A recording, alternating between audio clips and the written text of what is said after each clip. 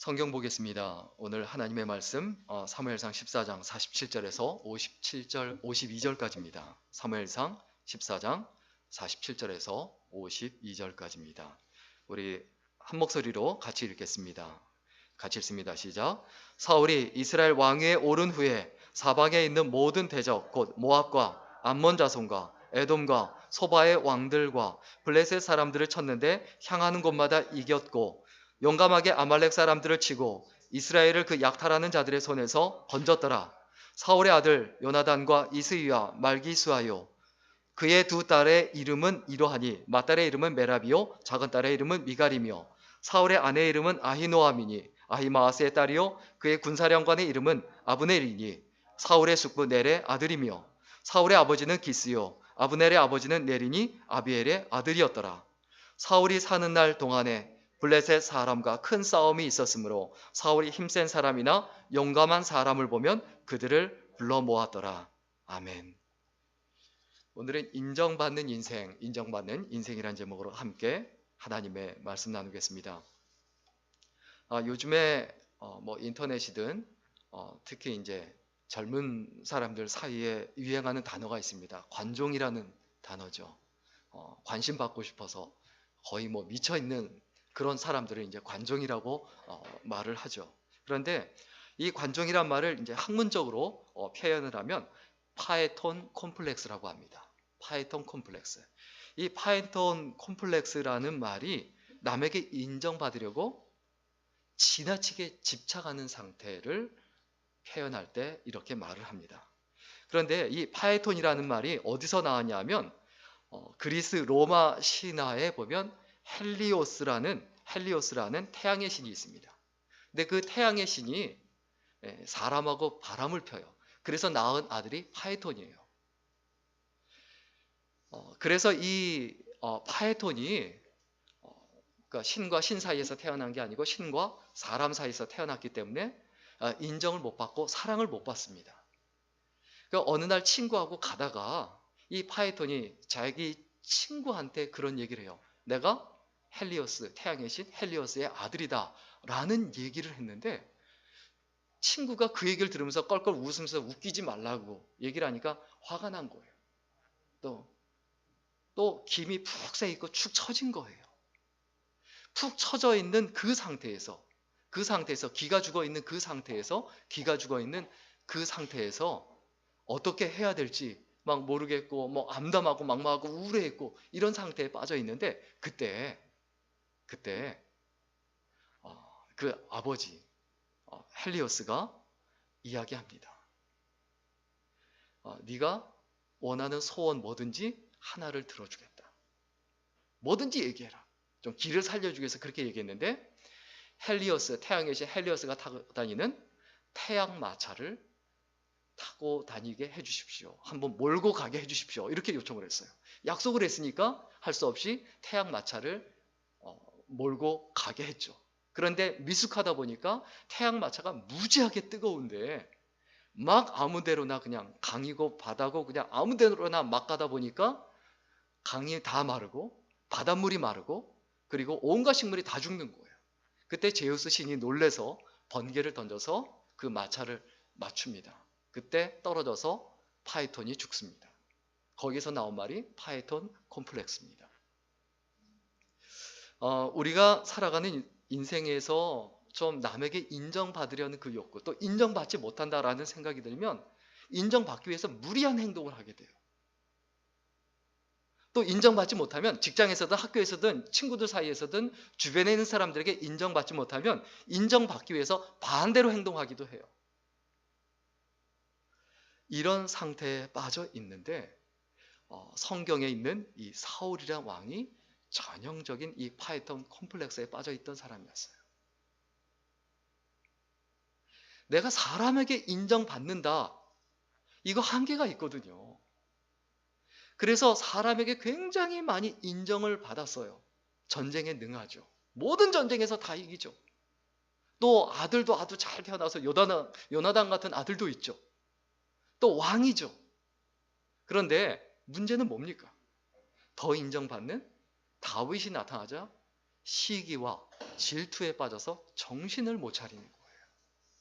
누가 적군인지 아군인지 구별을 못하게 되는 그런 상태가 되는 겁니다. 우리에게 중요한 건 뭡니까? 하나님께서 나를 인정하시느냐. 우리가 늘 고민해야 될 게 있어요. 늘 생각해야 될 게 있어요. 하나님께 인정받는 사람이 되자.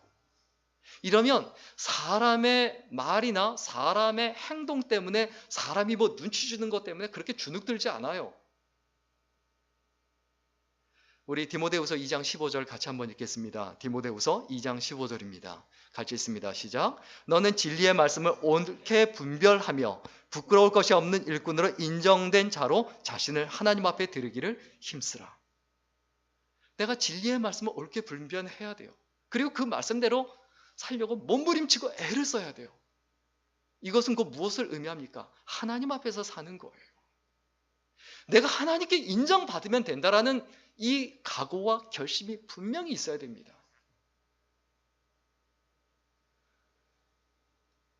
우리가 이 사무엘 왕을 생각해 봤을 때 결국 사람한테 인정받으려고, 하나님이 아니라 사람한테 인정받으려고 몸부림치고 애를 쓰다 보니까 결국 어떻게 됩니까? 세상에서는 세상적으로는 성공했고 전쟁에서 늘 이겼지만 하나님께는 버림받았어요. 하나님께는 인정받지 못했어요. 사람들에게 손가락질 받는 인생이 됐어요. 왜? 사람이 하나님이 되어 있으니까. 어떤 사람은 자기 자신이 하나님이 되어 있습니다. 그래서 다른 사람의 아나무인이에요. 다른 사람은 무시해요. 신경도 안 써요. 자기 생각이 중요하고 자기 기준이 중요하니까. 반대로 어떤 사람들은 어떻게 살아갑니까? 다른 사람의 생각과 기준이 너무 중요해요. 어쨌든 둘 다 마찬가지예요. 한 부류의 사람은 내 생각과 내 기준이 하나님이 되어서 내가 나를 인정해야 돼요. 그래서 완벽주의가 나오죠. 그리고 또 한 부류의 사람은 사람에게 인정받기 위해서 몸부림치고 애를 써요. 그래서 사람이 우울증이 생기고 신경증이 생기고 항상 스트레스 받고 삶이 힘겨운 겁니다. 우리가 어떻게 해야 됩니까? 하나님께 인정받으려고 애를 써야 돼요. 오늘 하루도 이 시간에 예배 드리면서 결심하고 각오해야 될 게 뭡니까? 내가 하나님께 인정받으려고 몸부림치고 있는 사람인가? 사울 왕은 결국 실패한 왕이 되었고 실패한 인생이 됐습니다. 그러면 하나님께 인정받지 못하는 이유가 뭡니까? 인생의 목적을 올바로 설정하지 못했기 때문에 그래요. 무엇을요? 인생의 목적. 자, 오늘 보면 47절과 48절 같이 읽겠습니다. 47절, 48절입니다. 시작. 사울이 이스라엘 왕위에 오른 후에 사방에 있는 모든 대적, 곧 모압과 암몬 자손과 에돔과 소바의 왕들과 부셋렛의 사람들을 쳤는데 향하는 곳마다 이겼고 용감하게 아말렉 사람들을 치고 이스라엘을 약탈하는 자들의 손에서 건졌더라. 사울의 인생의 목적이 뭡니까? 전쟁에서 이기는 거예요. 전쟁에서 이기기 위해서 수단과 방법을 가리지 않아요. 전쟁에서 이기기 위해서 블레셋 사람들을 다 죽이기 전까지는 아무도 음식 먹지 말아라. 자기 아들 요나단이 꿀을 찍어 먹었다고 그것 때문에 또 요단 아들을 죽이려고 하고. 여러분, 인생의 목표가 뭔지를 분명히 생각해 봐야 돼요. 대통령이 되는 게 인생의 목표가 되어 있다면 어떻게 될까요? 대통령이 된 다음에는 인생의 목표가 없어지는 거예요. 대기업에 들어가는 것이 인생의 목표가 되어 있다면 대기업에 들어간 다음에는 인생의 목표가 없어지는 거예요. 그걸로 끝이 나는 거예요. 우리의 마음속에, 우리의 가슴속에 반드시 기억해야 합니다. 내 인생의 목표가 무엇인가? 도대체 왜 사는가? 우리가 왜 매일매일 밥을 먹고 숨을 쉬고 호흡하며 살아가는가? 이것을 반드시 구분하고 기억을 하고 생각을 해야 되죠. 오늘날 어린 학생들의 그 많은 목표가 뭡니까? 대학에 들어가는 거예요. 그런데 대학에 들어가고 난 다음에 어떤 일이 벌어집니까? 인생의 목표가 없어지는 거예요. 그 다음에 막막한 거예요. 어느 농촌에서 있었던 일입니다. 아버지와 아들이 각자 소를 몰고 쟁기질을 하고 있습니다. 그런데 아버지는 똑바로 고랑을 파고 있는데 쟁기질이 똑바로 되어 있는데, 그런데 아들은 계속 삐뚤삐뚤 되는 거예요. 똑바로 되지가 않는 거예요. 그래서 아들이 아버지한테 물어봤어요. 아버지, 왜 아버지는 이렇게 똑바로 쟁기질이 되는데 왜 나는 안 됩니까? 그때 아버지가 하는 이야기가 소를 몰고 가면서 목표를 봐라. 소를 보지 말고 저 멀리 봐라 라고 얘기한 거예요. 그래서 그 아들이 멀리 보면서 쟁기질을 했는데 또 삐뚤삐뚤해요. 왜 또 삐뚤삐뚤하게 되느냐? 이렇게 물어보니까 또 그 아들도 그게 궁금해요. 그래서 가만히 보니까 무엇을 봤냐 하면 멀리 봤는데 이번에는 멀리 있는 소를 본 거예요. 다른 소. 그럼 멀리 있는 다른 소를 보면 어떻습니까? 그 소가 움직이잖아요. 그게 왔다 갔다 하니까 그 왔다 갔다 하고 자꾸 움직이는 것을 보고 쟁기질을 하니까 계속 흔들리는 거죠. 그래서 결국 멀리 있는 소나무, 고정되어 있는 것, 흔들리지 않는 것, 그것을 보니까 흔들리지 않고 포커스를 맞춰서 쟁기질이 똑바로 되더라라는 거예요. 우리가 무엇을 기억해야 합니까? 인생의 목표는 움직이는 것이 되면 안 돼요. 흔들리는 것이 되면 안 돼요. 죽을 때까지 바꾸지 말아야 하는 것, 그게 인생의 목표죠. 그래서 우리의 제일 되는 목적이 뭐라고 이야기합니까? 고린도전서 10장 31절에 하나님을 영화롭게 하는 것, 하나님께 영광을 돌리는 것, 그리고 하나님을 영원토록 즐거워하는 것, 이것이 우리의 인생의 목표가 되어야 돼요. 우리가 다시 한번 기억하고 생각해 봐야 합니다. 그리고 늘 변함없이 생각해야 합니다. 내 인생의 목표가 무엇인가? 사울 왕처럼 단순히 전쟁에서 이기는 게 목표가 아닌가? 아니면 단순히 부자가 되는 것이 목표가 아닌가?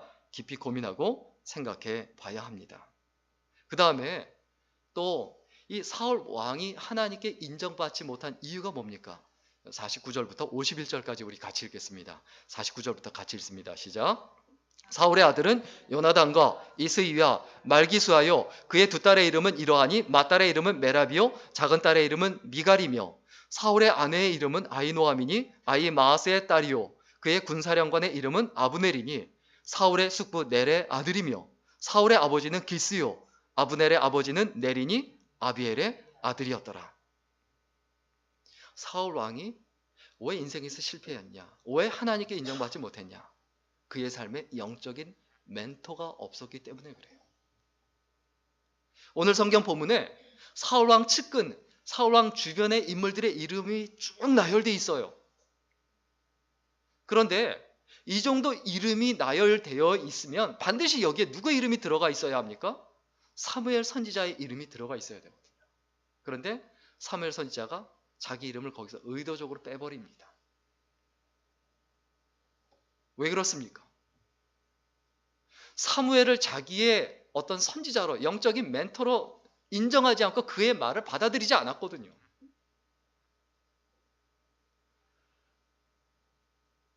사울 왕이 신앙교육을 제대로 받지 못했어요.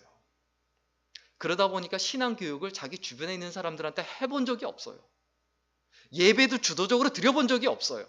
그렇게 일생을 살아갔어요. 그리고 신앙적으로 이렇게 교육받지 못하다 보니까 당연히 신앙적으로 똑바로 서 있지가 않죠. 그렇다 할지라도 사무엘 선지자의 말을 들었다면 인생이 절대로 그렇게 되진 않았을 거예요. 모두가 다 교육 잘 받을 수 없어요. 어떻게 모두가 신앙교육을 그리고 또한 세상 살아가면서 인생교육을 제대로 받습니까? 안 그런 사람 많거든요. 그럼 인생이 제대로 되려면 나를 잡아주는 사람, 내 마음과 내 정신 상태와 내 의식을 잡아주는 사람이 있어야 돼요. 내가 문제에 빠지면요, 상황 파악을 못하고 정황 파악을 못합니다. 상황 파악을 못하고 정황 파악을 못하다 보니까 계속 낙심하고 계속 낭망하고 또 때로는 엉뚱한 데로 가게 돼요. 어느 자선단체에 소속되어 있는 인정이 많은 여자분이 있었습니다. 그런데 이분이 이웃에 사는 그 다리가 불편한 소년이 있었는데 늘 그 아이가 마음에 걸려서 그 아이를 데려다가 좀 주선을 해서 어느 의사와 주선을 해서 그 다리 수술을 해줬어요. 그래서 그 아이를 위해서 정말 애를 쓰며 또 그렇게 다리 수술을 받을 수 있도록 정말 여러 차례 수술을 해서 그 아이를 다리를 고쳐줬는데 어느 날 좀 시간이 오래 지난 다음에 같이 이렇게 협의가 돼서 그 고쳐준 의사하고 그 여인하고 다시 만나게 됐어요. 그래서 궁금해서 그 다리를 수술을 해준 그 아이가 어떻게 되느냐라고 물어봤더니 그 여인이 하는 말이 한숨을 푹 쉬면서 뭐라고 얘기하냐면, 선생님, 그때 다리를 고친 그 소년에게 걷는 것만, 걷게만 하려고 했지 거기에만 정신이 팔려서 어디로 걸어가야 할지 인생의 방향을 설정해 주지 못한 것 같습니다. 그 아이가 다리를 고치자 그 다음부터 도둑질을 하기 시작을 했고 지금 소년원에 가 있습니다. 그렇게 얘기를 하는 거예요. 여러분, 내가 어떤 신발을 신느냐보다 어디로 가느냐가 훨씬 중요해요. 내가 입이 어떻게 생겼냐보다 어떤 말을 하느냐, 어떻게 말을 하느냐가 훨씬 중요해요. 내 입술로, 내가 살아가는 인생의 방향으로, 내가 하는 말로 하나님께 영광을 돌릴 수 있느냐 없느냐, 이건 너무 중요해요. 그러면 내가 잘못되어 있을 때, 내가 얼마든지 잘못할 수 있어요. 그때 인생의 멘토가 있어야 돼요. 이렇게 하는 것이 옳다. 네가 하는 것이 옳지 않다. 그 말을 들을 수 있어야 돼요. 사람은 반드시요 자꾸 잘못된 길로 가기 마련입니다. 사람은 반드시 윤형방황을 해요. 윤형방황이 뭐냐 하면 눈을 감고 있거나 눈을 감고 걸어가면 절대로 직선으로 못 간대요. 결국 뺑 돌아서 제자리로 온대요. 아니면 큰 원을 그리면서 뺑뺑 돌고 있지 직선으로 절대 못 간다는 거예요. 그리고 사막에도 마찬가지예요. 사막에서 아무것도 안 보이는 그 사막, 모래밖에 안 보이는 사막에서 거기서 빠져나가려고 직선으로 걸면 사람은 똑바로 못 걷기 때문에 계속 뺑뺑 돈다는 거예요. 그것이 윤형방황이에요. 사람은요, 영적인 눈이 어두워져 있기 때문에 보이지 않는 것을 보지 못하기 때문에요, 반드시 윤형방황을 합니다. 인생의 멘토가 있어야 돼요. 우리가 살아가면서 정말 인생의 멘토가 내 친구일 수도 있고 또 목회자일 수도 있고 선생님일 수도 있습니다. 연애를 잘 못하는 사람이 꼭 연애 상담을 누구한테 가서 합니까? 연애 못하는 자기 친구한테 가서 해요. 계속 못하죠. 우리가 어떻게 해야 됩니까? 내 인생의 멘토가 있는가? 정말 나를 끌어줄 수 있는. 목사님들이 많이 실수를 해요. 어떻게 하면 교회가 좀 성장하고 부흥하지? 그럼 꼭 누구한테 가서 이야기합니까? 목회 못하는 자기 친구하고 이야기를 해요. 안 되죠. 교회가 크고 성장한다. 물론 수적인 성장이 중요한 게 아니지만 수적으로 성장한 분들, 그런 교회 목사님들 얘기를 들어보면 달라요. 성장하지 않는 작은 교회 목사님들 보면 달라요. 인생에서 마찬가지죠. 부자가 된 사람과 그렇지 못한 사람의 이야기를 들어보면 달라요. 생각이 바뀌지 않으면 바뀔 수가 없다는 거예요. 여기서 얘기하고 싶은 건 뭐 꼭 연애를 잘해야 된다, 뭐 부자가 돼야 된다, 교회가 숫자로 늘어야 된다, 이 얘기를 하는 게 아니에요. 인생의 멘토가 누구냐는 거예요. 그래서 하나님께 영광을 돌릴 수 있는 삶을 살아가고 있느냐, 이것이 우리의 삶에서 정말 중요하다는 거예요. 그런데 우리는 이것을 계속 놓치죠. 마지막입니다. 사울 왕이 왜 하나님께 인정받지 못했느냐, 왜 실패한 인생이 되었느냐. 우리 52절 같이 읽겠습니다. 같이 읽습니다. 시작. 사울이 사는 날 동안에 블레셋 사람과 큰 싸움이 있었으므로 사울이 힘센 사람이나 용감한 사람을 보면 그들을 불러 모았더라. 왜 사울 왕이 하나님께 인정받지 못했느냐? 자기 한계에 갇혀 있어서 그래요. 인간의 한계, 자기의 한계. 인생의 목표가 전쟁에서 이기는 거예요. 그러다 보니까 어떻게 합니까? 하나님께 기도할 필요도 없고 매달릴 필요도 없고 그냥 상대방이 1000명이 군사가 있으면 나는 2000명 데리고 가면 된다. 이 계산이에요. 굉장히 인간적인 생각이에요. 그래서 오늘 성경 본문에 뭐라고 말합니까? 블레셋 사람과 늘 큰 싸움이 있었는데 그 전쟁에서 이기기 위해서 힘센 사람이나 용감한 사람을 보면 다 자기 군대로 끌어들였다는 거예요. 인간적으로 계산해서 그 한계에 갇혀서 매일매일 살아가는 거예요. 그의 삶 속에 하나님의 생각과 하나님의 마음이 깃들여 있을 여지가 전혀 없었다는 거예요. 이것이 문제라는 거예요. 우리의 삶에서 진짜 능력 있는 사람이 어떤 사람입니까? 오늘날 세상에서는 남의 걸 뺏는 사람이 능력 있다라고 얘기를 해요. 그러나 하나님 나라에서는 주는 사람이 능력이 있다. 줄 수 있는 사람이 능력이 있다라고 말을 합니다. 소유하는 사람이 능력이 있다고 말하지 않고 나눠줄 수 있는 사람이 능력이 있다라고 말을 해요. 그런데 사울왕은 어떻게 합니까? 힘센 사람을 보면 누구 자식인지 상관없고 그 사람이 무엇에 관심인지 상관없고 무조건 자기 군대를 끌어들이는 거예요. 자기 힘과 자기 권력을 무엇을 위해서 사용합니까? 이스라엘 백성과 하나님 나라를 위해서 사용하는 게 아니라 자기 욕심과 욕망을 위해서 모든 것을 사용하는 거예요. 진짜 능력 있는 사람은 불가능한 것을 가능하게 하는 사람이에요. 그런데 사울 왕은 불가능한 것을 가능케 한 사람이 아니잖아요. 그냥 가능한 것을 가능하게 한 것뿐이에요. 할 수 있는 걸 한 것뿐이에요. 하나님의 필요가 없는 인생이 되었다는 거예요. 남들 다 할 수 있는 거, 그거 하는 것은 그게 진짜 능력은 아니죠. 남들이 못하는 걸 해야 진짜 능력이죠. 불가능을 정복하는 사람, 불가능을 가능케 하는 사람의 특징이 있습니다. 그 사람들은 여호수아처럼, 성경에 있는 많은 위인들처럼 새벽을 깨웁니다. 우리 여호수아서 3장 1절 같이 읽을까요? 여호수아서 3장 1절 같이 읽습니다. 시작. 여호수아가 아침에 일찍 일어나서 이스라엘 사람들로 더불어 시딤에서 떠나 요단에 이르러서는 건너지 아니하고 거기서 유숙하니라. 여호수아가 언제 일어났다고요? 아침에 일찍 일어나서. 여호수아서 8장 10절 같이 읽겠습니다. 같이 읽습니다. 시작.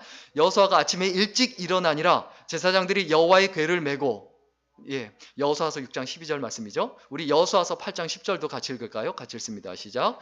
여호수아가 아침에 일찍 일어나서 백성을 점거하고 이스라엘 장로들로 더불어 백성 앞서 아이로 올라가매. 우리가 무엇을 기억해야 합니까? 성경에 보면 여호수아가 아침에 일찍 일어났다. 다른 위대한 인물들도 마찬가지예요.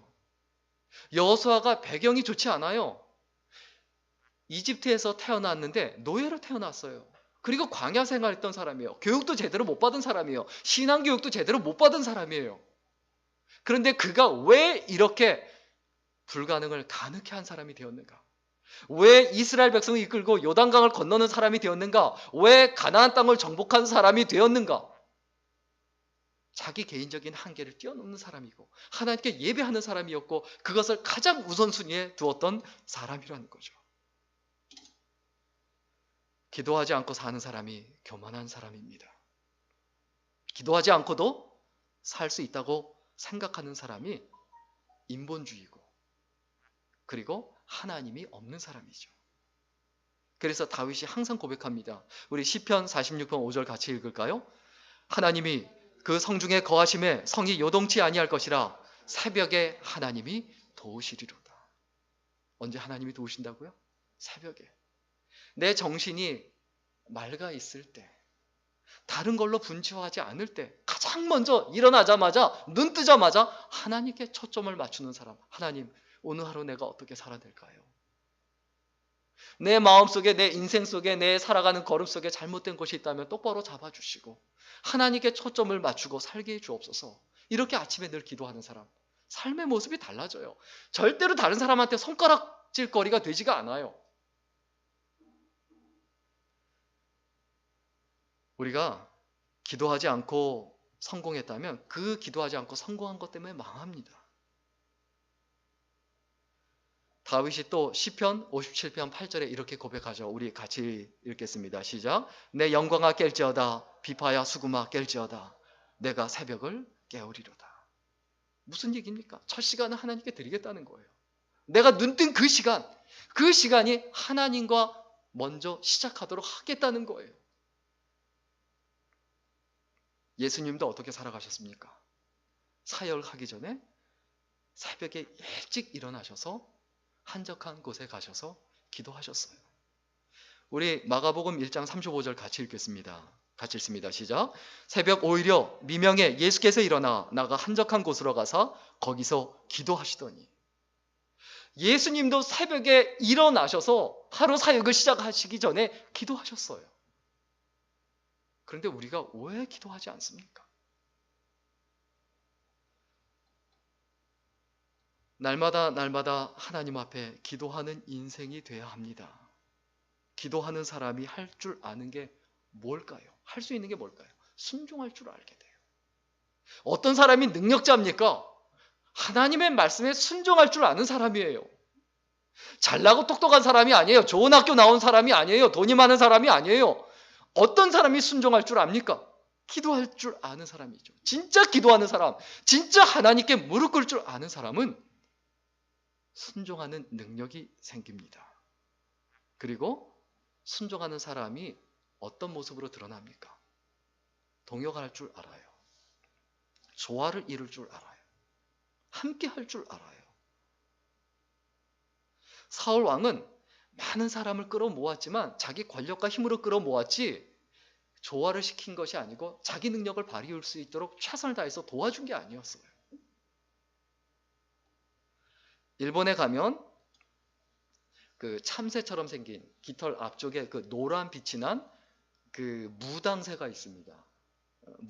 무당새가 있는데 이 새가 참새보다 조금 커요. 그 정도 아주 작아요. 그런데 이 무당새가 굉장히 부지런합니다. 집도 짓고 먹이도 계속 날라다가 물어다 주고. 그런데 굉장히 게으른 새가 있어요. 게으른 새가 항우새라는 일본에 가면 새가 있는데 이게 덩치는 굉장히 커요. 그런데 굉장히 게을러요. 그래서 이 항우새가 어떻게 하냐 하면 무당새가 둥지를 비우면 몰래 가서 거기다 알을 낳아놓는데요. 알을 낳은 둥지에다. 그리고 가버린대요. 그럼 못 모르고 무당새가 자기 새끼인 줄 알고 계속 부화시키죠. 계속 품고 있다가. 근데 태어날 때부터 덩치가 2배예요. 태어날 때부터. 2배 덩치를 가지고 있는 거예요. 그럼 얼마나 먹겠어요? 먹이를 가지고 오면 다 밀쳐내고 어미새가 가져온 먹이를 자기가 다 먹어버리고 그리고 아예 깔아뭉개 죽인다는 거예요. 그래서 이 무당새가 지금 희귀종이 됐답니다. 거의 없어진 희귀종으로 이렇게 분류가 됐다 그래요. 우리가 무엇을 기억해야 합니까? 내가 누구와 함께 하고 있는가?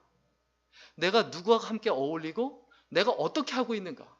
내가 진짜 하나님 나라를 위해서 함께 동역하는 사람이 누구인가? 교회를 일으키고 하나님 나라를 일으키고 하나님 나라를 확장하는 그 사람이 누군가? 내가 누구와 함께하는 사람인가? 이것을 분명히 해야 되죠.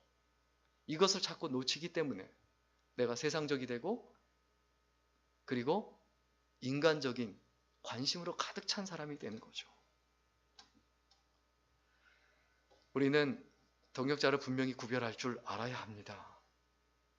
그리고 진짜 동역자의 특징, 그리고 내가 다른 사람에게 동역자가 되었다면 보여주는 특징이 있어요. 그게 뭘까요? 자기 능력만 보지 않습니다. 하나님의 능력을 봐요.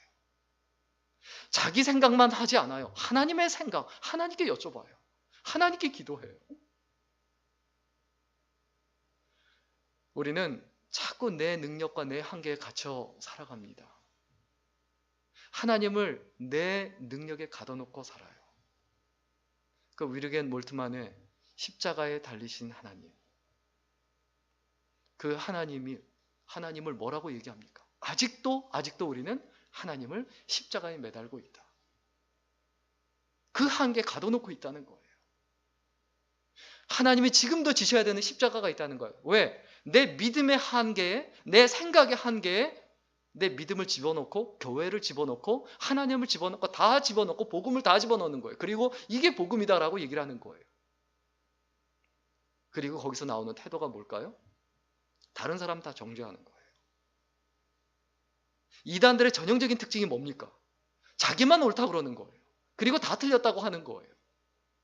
성경에 대한 생각은 얼마든지 다를 수 있습니다. 세상의 견해가 얼마든지 다를 수 있습니다. 우리의 마음속에 분명히 기억해야 합니다. 사울 왕은 분명히 자기가 옳다고 행했습니다. 그러나 하나님이 인정하시진 않았어요. 내가 어떤 인생을 살려고 몸부림치고 애를 써야 합니까? 하나님께 인정받으려고 몸부림치고 애를 써야 되죠. 여러분, 우리가 어떤 생각을 가지고 살아야 하는가? 오늘 말씀 정리하고 마치겠습니다. 내가 아무리 열심히 살아도요, 인정받지 못하면 무의미한 인생이 돼요. 손가락질거리가 돼요. 그렇다고 해서 사람에게 인정받을 것인가, 아니면 내가 나 혼자 나만 만족하는 인생을 살 것인가 생각해 봐야 되죠. 우리는 무엇을 기억해야 합니까? 사람에게 인정받으려 가면 굉장히 고달픈 인생이 돼요. 그럼 어떤 인생이 돼야 합니까? 하나님께 인정받는 인생. 그런 인생을 살면 위대한 인생이 됩니다. 하나님께 인정받으려고 오늘부터 몸부림쳤으면 좋겠습니다. 우리의 삶 속에 여러 가지 생각으로, 여러 가지 복잡한 상황으로 복잡할 수 있어요. 머리도 복잡하고 이것도 신경 쓰이고 저것도 신경 쓰이고 다 내려놓아야 합니다. 내려놓고 어떻게 해야 될까요? 하나님께서 인정받는, 하나님께서 인정하시는 생애를 살아가야 되겠다. 이러한 각오와 결심이 있는 이 시간이 될 수 있기를 주의 이름으로 간절히 축원합니다.